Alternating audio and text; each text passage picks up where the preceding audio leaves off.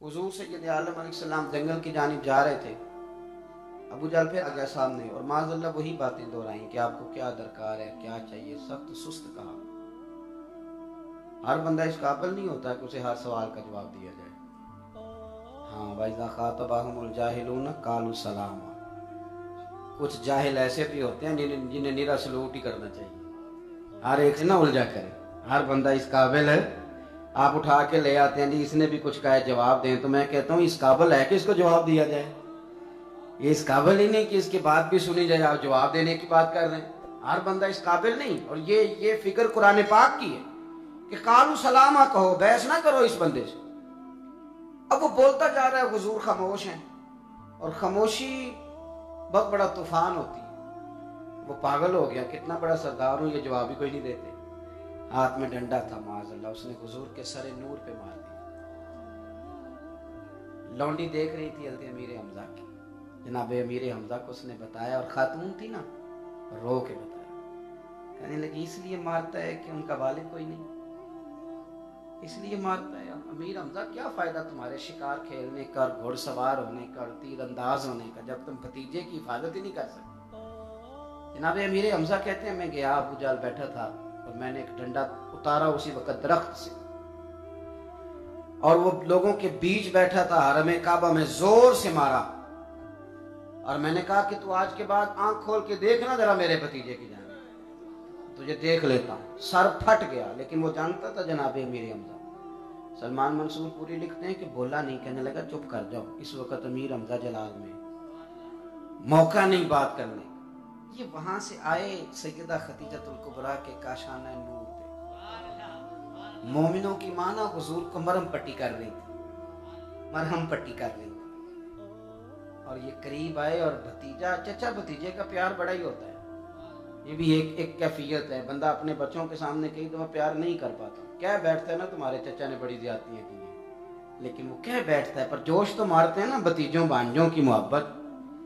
तो गए जनाब अमीर हमजा और बड़े दर्द के साथ कहा भतीजा फिक्र की कोई जरूरत नहीं, मैंने इतने जोर से डंडा मारा कि फट गया उसका सर, खुश हो जा, राजी हो जा।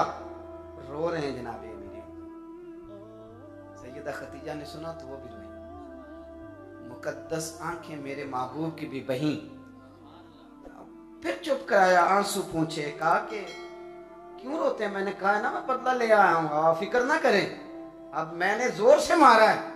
हुजूर उठे, चचा का बाजू थामा, अपने सीने पे रखा, कहा चचा मैं अबू जा का सर फाड़ने से तो राजी नहीं होता।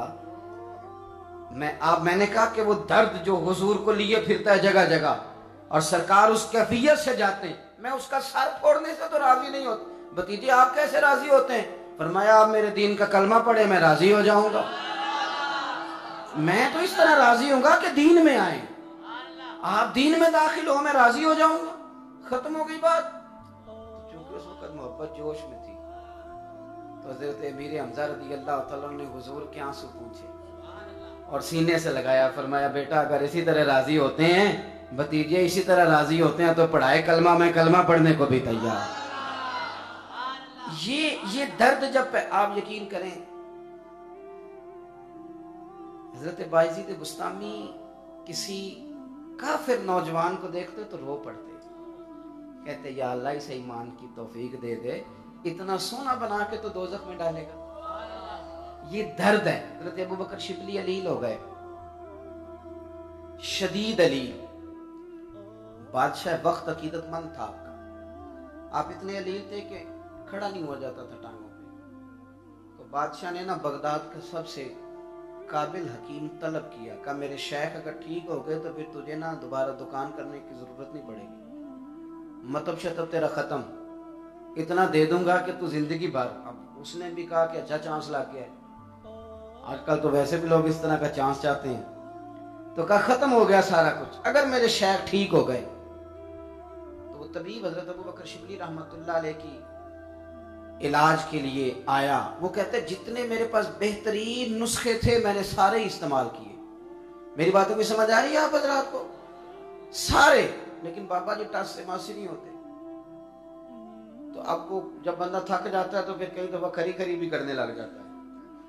तो तबीब था ईसाई, उसने करी करी शुरू कर दी। कहने लगा बाबा मेरी सुन बात, कोई तू ही बता के तो किस तरह ठीक हो सकता है। मैं तो हर चीज छोड़ छाड़ के आ गया था कि बच जाऊंगा, पर तू ठीक ही नहीं हो रहा, तो मेहरबानी कर खुद ही बता दे।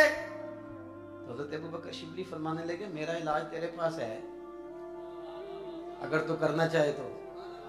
उसने कहा हुजूर वो कौन सा? फरमाने लगे तू कलमा पढ़ जा, मैं खुशी में ठीक हो जाऊंगा कि मेरे हाथ में एक बंदा मुसलमान हो गया है, कलमा पढ़ जा। तो शख्स कहता मैंने कलमा पढ़ लिया, मैंने कलमा पढ़ लिया। कलमा पढ़ा तो थोड़ा सा ना हजरत खड़े तो हुए, पर टांगे कांपती थी। तो कहने लगा हुजूर आपने कहा था खुशी में ठीक हो जाऊंगा, वो पूरा खड़ा नहीं हुआ जाता। फरमाने लगे तूने भी तो अभी आजमाने के लिए ही पढ़ा है ना, कि देखूं ठीक होता कि नहीं। तो दिल से पढ़, मैं मुकम्मल ठीक हो जाऊंगा। तो वो शख्स कहने लगा हुजूर अल्लाह ताला आपको जज़ा दे, मैं वाकई आजमा रहा था, पर मुझे समझ आ गई है आपका दीन भी सच्चा है और उम्मत के फुकरा का दीन के साथ दर्द भी सच्चा है। अब मैं कल मेरे भाई ये शौक, आप यकीन करें ये शौक है कि कोई नौजवान नमाजी हो जाए, ये आप शौक पैदा करें कि कोई दाढ़ी वाला हो जाए, आप ये शौक पैदा करें कि किसी का कुरान मजीद ठीक हो जाए, आप ये शौक पैदा करें कि कोई मस्जिद बन जाए, आप ये शौक पैदा करें कि दीन की तफासिर लोग पढ़ने लगे। ये इस शौक को आप प्रमोट करें, इसको लेके चलें। मेरे नबी पाक अलैहिस्सलाम ने इस शौक को जगह जगह पहुंचाया। ये हुजूर का दर्द है कि लोग मुसलमान, लोगों के अखलाक ठीक हों, लोगों का किरदार, ये इस दर्द ने हुजूर सैयद आलम सल्लल्लाहु तआला अलैहि वसल्लम से दुआएं कराई। यानी काफिर पत्थर बरसा रहे हैं, दांत मुबारक शहीद हो रहे हैं, जनाब सिद्दीक अकबर जैसे ठंडबियत के लोग कह रहे हैं हुजूर आज दुआ कर ही दें, ये तबाह हो। ठंडे आदमी थे, कभी नहीं यूं कहा हुजूर आज कर दें दुआ, ये तबाह हो जाए। इतनी तकलीफ भी को देता है, लेकिन हुजूर का वो शौक अपनी जगह सलामत रहा। अल्लाहुम्मा हदी कौमी फइन्नहुम ला यअलमून। हाथ उठे तो मौला अली कहते हैं मैं समझ गया आज ये तबाह हो जाएंगे, पर करीम ने वहां भी दुआ फरमाई तो क्या फरमाई, अल्लाह मेरी कौम को हिदायत दे दे, इन्हें पता ही नहीं ये क्या कर रहे। आप यकीन करें मिल्लत में ऐसे जवान हैं जो अपने गुनाहों से तंग आ गए, उन्हें कोई नहीं मिलता जिसके करीब जाएं तो कोई उनकी रहनुमाई करे। ये जो बंदा दलदल में गिरता है ना, तो अगर बाहर निकलने की कोशिश भी करे तो और अंदर धंसता चला जाता है। उसे किसी बाजू की जरूरत होती है जो पकड़ के बाहर निकाल दे। इनको जरूरत है, ये गुनाह इतना सस्ता हो गया, इतना करीब आ गया कि बहुत सारे बच्चे उलझ गए, लिथड़ गए। इन्हें जरूरत है, लेकिन हम लोग, और ये मजमूई सब हजरात का जिम्मा होता है कि थोड़ा थोड़ा करके एक एक कर